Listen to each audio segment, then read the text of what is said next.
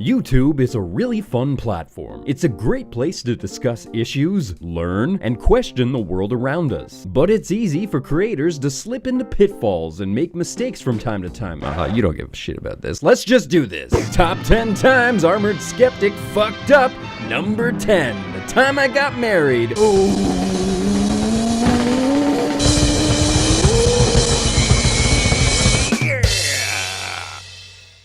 But seriously though, that didn't turn out so good for me.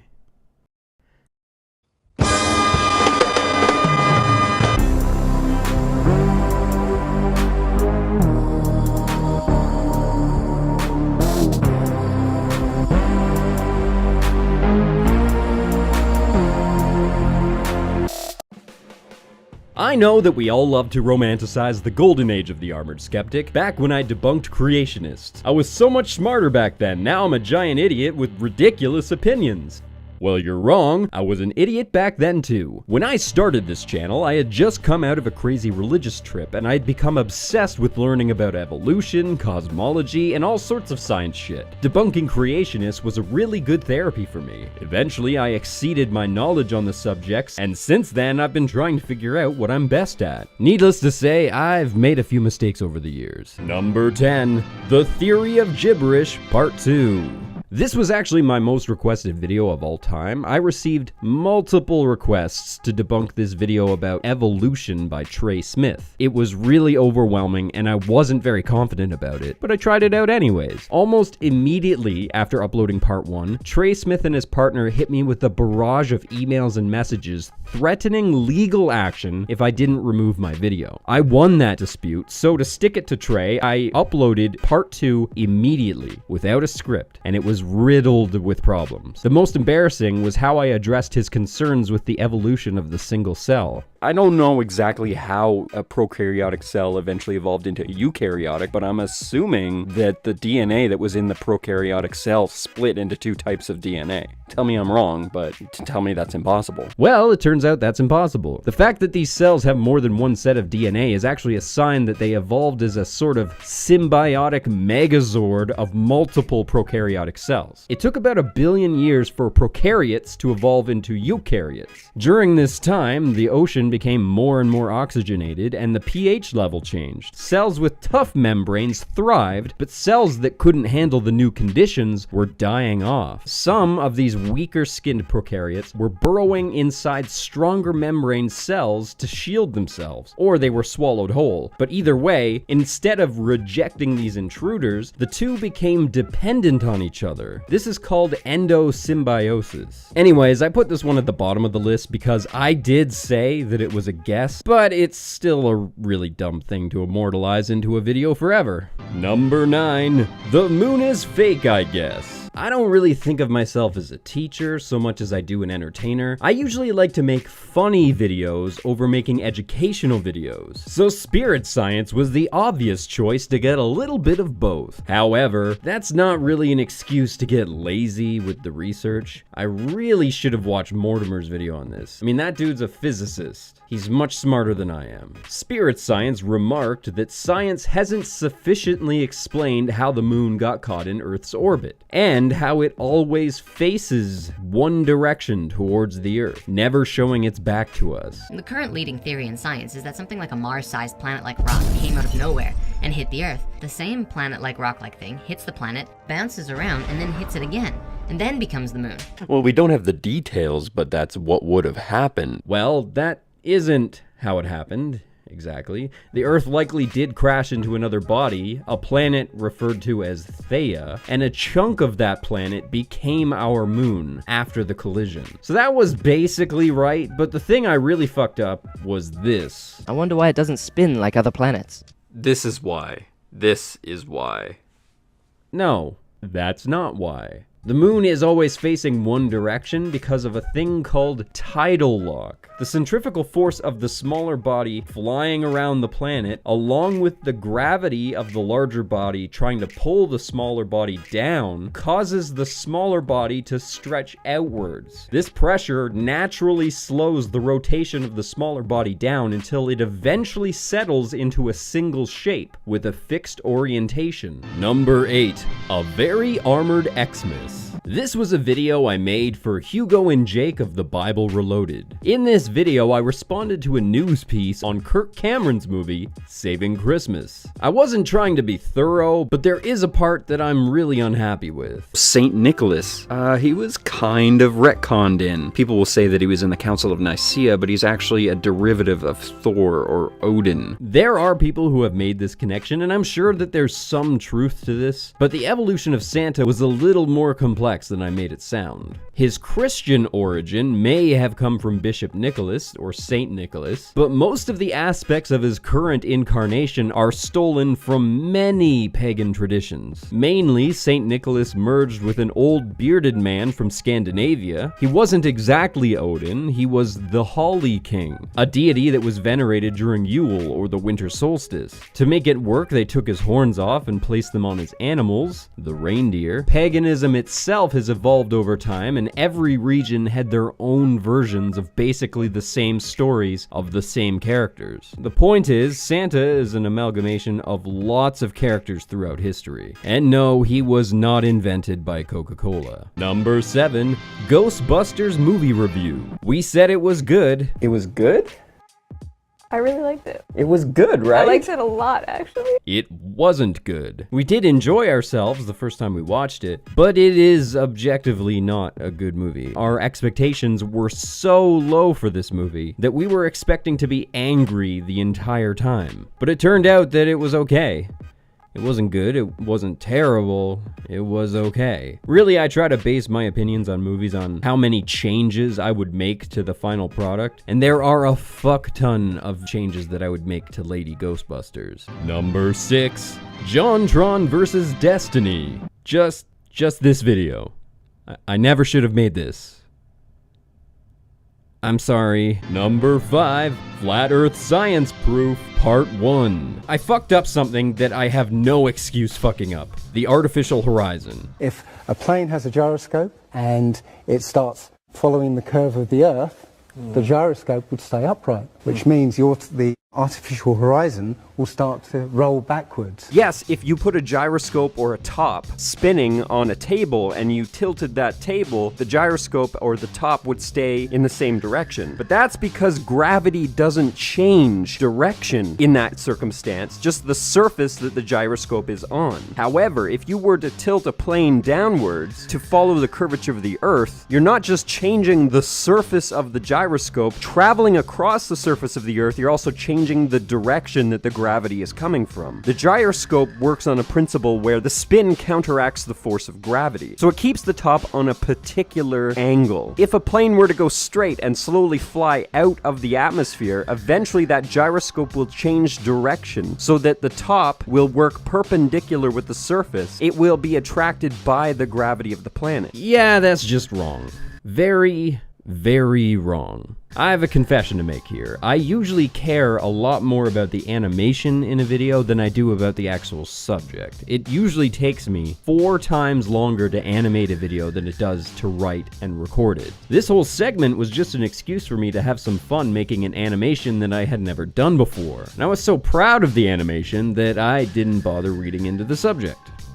Oops. First of all, this bald dude is right. If artificial horizons are just a simple gyroscope, then they should stay locked in place, and eventually the instrument would show that the plane is flying in an upward pitch after passing around the Earth. But the thing is, they aren't just simple gyroscopes. Yes, there is a gyroscope element, and that is how the instrument stays level, but there's also a pendulum that seeks the center of the Earth through gravity, and a dampener, which stops the swing of the pendulum from making extreme changes to the instrument from rapid acceleration and deceleration. Otherwise, every time the plane went through turbulence, the artificial horizon would show a random direction. The instrument makes micro adjustments to the artificial horizon's readings constantly. Number 4, Burkinis in France. At least one city in France banned a swimsuit popular among Muslim women that's affectionately referred to as a burkini. This ban made no sense, and furthermore, would have been a complete nightmare to enforce. There were a series of photos floating around the internet depicting a woman in a burkini being forced to strip in public. What I see here is 4 male police officers coming over to a woman who is by herself on the beach,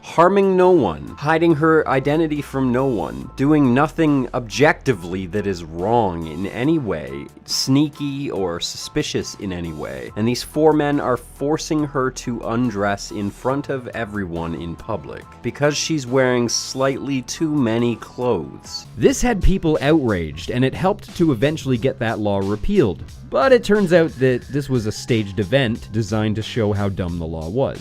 I mean, it worked, but I said it was real, and it wasn't. Fuck.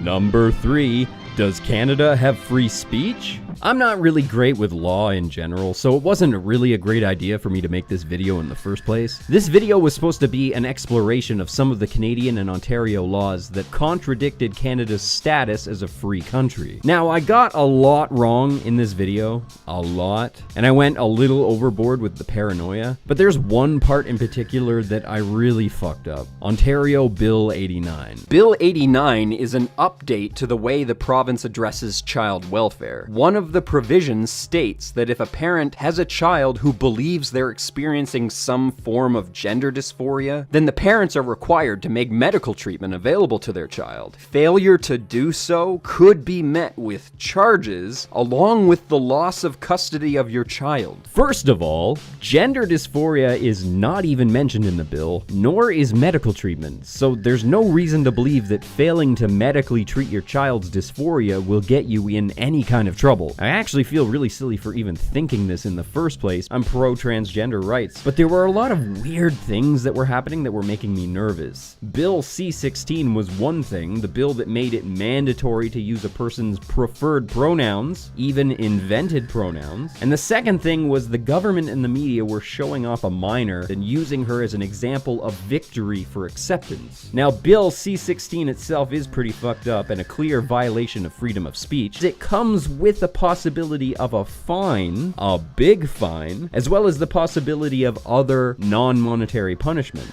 If you refuse to pay that fine, or if you tell the Human Rights Tribunal that you refuse to follow their compelled speech, you will absolutely end up in prison, indirectly, for refusing to comply with compelled speech. So that's pretty 1984 right there. Anyways, the point is, despite the fact that gender expression and gender identity are mentioned in Bill 89, there's no indication that failing to treat a child's dysphoria medically could be seen as abuse. I let myself get caught up in some weird hysteria there, so yeah, you're not gonna lose your child if you don't cut off their wiener, but you could lose them if you disagree with their gender identity or expression. Number 2, what is postmodernism? This is another case of trying to do something cool with animation and something cool with a format and failing to do proper research on the actual subject. I was trying to do something really different here, make a 10-minute video explaining something in simple terms using neat animations and graphics, and like the last video on this list, it's riddled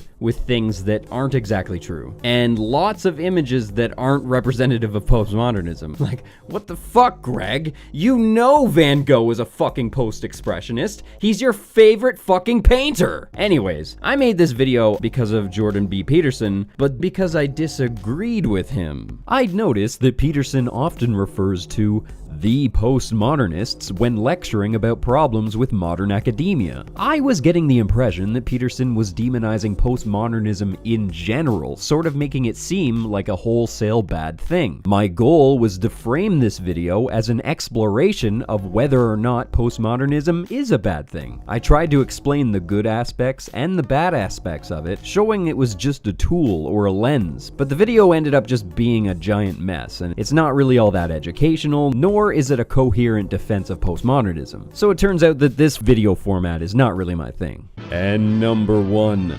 racist hair and Nazi punching. I feel that this is my biggest fuck up because of how dangerous the misinformation was. This was so bad that I decided to completely re-upload the video. There was this debate floating around where Antifa members were justifying punching Nazis, not because they had done anything wrong, but because they find their opinions reprehensible. Now, I don't disagree that Nazis are shitty people, but that doesn't justify breaking the law and assaulting people unprovoked. The Young Turks were trying to imply that Richard Spencer's haircut was racist racist, and that people that have that haircut are thereby being racist as well. This is ridiculous, of course, and I was trying to demonstrate that it's possible that their crusade against fashion would only make the whole "it's okay to punch a Nazi" thing worse. I used a current news piece about a military officer that was attacked because of his haircut to demonstrate my point against the Young Turks, and I thought that I would be fine seeing as they themselves reported on this incident. The current version doesn't have this, but the original upload went like this. There's no way someone would actually do that. Just attack a stranger because he appears to have a Hitler Youth haircut? That would never happen, right? Except for that it already has happened. A Navy officer, a fucking United States military Navy officer with a military-style haircut, was getting out of his vehicle in Colorado. As he was doing so, a stranger asked him if he was a Nazi. And before he knew it, another stranger ran right at him with a knife and attempted to stab him somewhere in the head area. And the Navy officer blocked the attack with his hand. It turns out that this military officer was a huge fucking lying piece of shit that was just looking for attention after he accidentally cut himself in his car. Police looked into his claims and found that local CCTV recordings didn't show anyone that fit the description that he gave was anywhere near him at the time of the incident, and he was forced to admit that he had just made the whole thing up. I was trying to make a point about hastily labeling fashion as racist or Nazi would lead to people becoming unnecessarily scared or hostile towards innocent people, but instead my video could have had the exact opposite effect, making people unnecessarily scared or hostile towards members of Antifa. I mean, we all know that members of Antifa have done some scary shit, but that doesn't excuse using a fake event when I could have used a real example. The day after I uploaded the video, major news outlets started dispelling the rumor, explaining it was a hoax.